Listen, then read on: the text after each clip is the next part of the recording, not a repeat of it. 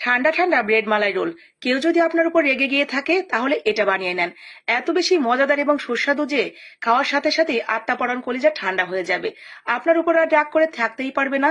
অসম্ভব মজার নরম তুলতুলে এই ব্রেড মালাই রোলটা খেয়ে তার মনটাও দেখবেন নরম হয়ে গেছে। তো দেখে যদি মনে হয় এটা দেখেই খেতে ইচ্ছে করছে, এখন কি করা যায়, তাহলে পুরো রেসিপিটা দেখা মাত্রই সবকিছু নিয়ে দৌড় মারেন রান্নাঘরের দিকে। আর নিপাস কিটক্যাট মানে কিন্তু সহজ রান্নায় মজাদার খাবার। এই নীতিতেই আমি সমস্ত রেসিপি আপনাদের সাথে শেয়ার করি। ভালো লাগলে আমার ভিডিওগুলো দেখবেন এবং সবার মাঝে শেয়ার করে ছড়িয়ে দিবেন। কারণ যে কোনো খাবার কম খরচে মজাদার করে যদি বানানো যায়, যেমন মজাদার খাবার আমরা খেয়ে নিতে পারবো, সেই সাথে সংসারের অনেকটা খরচও কিন্তু বাঁচিয়ে নিতে পারবো। ভালো লাগলে পেজের সাথে যুক্ত থাকার জন্য পেজটা ফলো করে রাখতে পারেন। পরবর্তীতে যে কোনো ভিডিও সবার আগে আপনার কাছে পৌঁছে যাবে। ব্রেডগুলো ঠিক এইভাবে বেলনি দিয়ে বেলে চারদিক থেকে ব্রাউন অংশটা কেটে আমরা রেখে দিলাম এক সাইডে। আর এইখানে নিয়েছি গরুর দুধ, সাথে 2টা এলাচ, একটু ঘি দিয়ে আমরা জাল করে নিচ্ছি কিছুক্ষণ।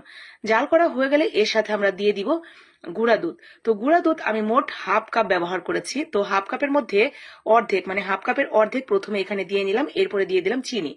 তো চিনি আপনারা কে কতটুকু মিষ্টি খেতে চান সেই অনুসারে অ্যাড করে দিবেন। আমি খুব বেশি কিন্তু দেইনি, কারণ গুঁড়া দুধ দিলে এমনিতেই মিষ্টি হয়ে যায়, আবার ব্রেডও কিন্তু খেতে একটু মিষ্টি মিষ্টি হয়, আবার ভেতরে যে পুরটা দিব সেটাও মিষ্টি হবে। তো সবকিছুর ব্যালেন্স রেখে এখানে চিনি আমি খুবই কম দিয়েছি। তো আর গুঁড়া দুধ অর্ধেকটা দিয়ে প্রথমে জাল করে আমরা 1 গ্লাস দুধ উঠিয়ে রাখলাম, মানে 1 কাপ, বড় কাপের 1 কাপ দুধ উঠিয়ে রেখেছি। আর বাকি যে দুধটা ছিল সেখানে আবারও আমি যে অর্ধেকটা গুঁড়া দুধ ছিল না, তো সেই গুঁড়া দুধটা দিয়ে জাল করে নিলাম।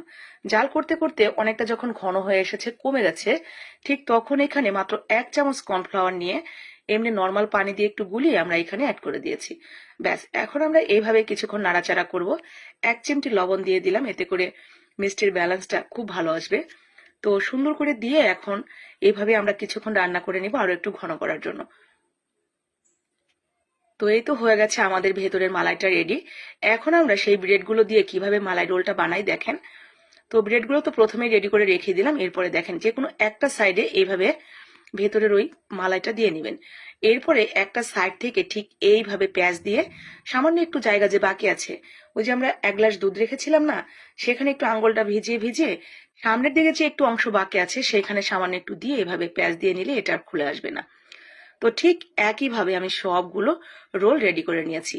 এরপরে ওই যে দেখেন প্রথমেই যে আমরা 1 কাপ দুধ উঠিয়ে রেখেছিলাম, সেই দুধটা অ্যাড করে দিলাম। এখন এই দুধ দেওয়ার পর যদি মনে হয় যে আপনার কম হয়েছে, তাহলে আবার আপনি দুধটা জাল করে একটু গুঁড়া দুধ, একটু চিনি দিয়ে এরপর অ্যাড করে দিবেন। ব্যাস, তাহলেই হয়ে যাবে। তো এই তো দেখতে পাচ্ছেন, এরপরে আপনারা নর্মাল ফ্রিজে রেখে এটা ঠান্ডা করে ঠান্ডা ঠান্ডা ব্রেড মালাই রোলটা পরিবেশন করবেন। এত বেশি মজার, আমি গ্যারান্টি দিয়ে বলছি, এটা খাওয়ার পর আপনি আলহামদুলিল্লাহ মাশাল্লাহ বলতে বাধ্য হবেন।